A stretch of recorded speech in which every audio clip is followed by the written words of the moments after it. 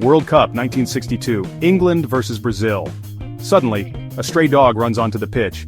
England's Jimmy Greaves catches it like a hero. Then the dog lifts its leg and pees all over his shirt. No subs, no spare jersey, so yeah. He played the rest of the game soaked in dog pee.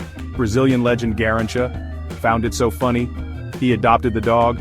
Greaves, in Brazil they still call him Garrincha's dog catcher. Imagine playing on the world stage smelling like a fire hydrant. Drop me a line below this video. Iconic moment or just tragic?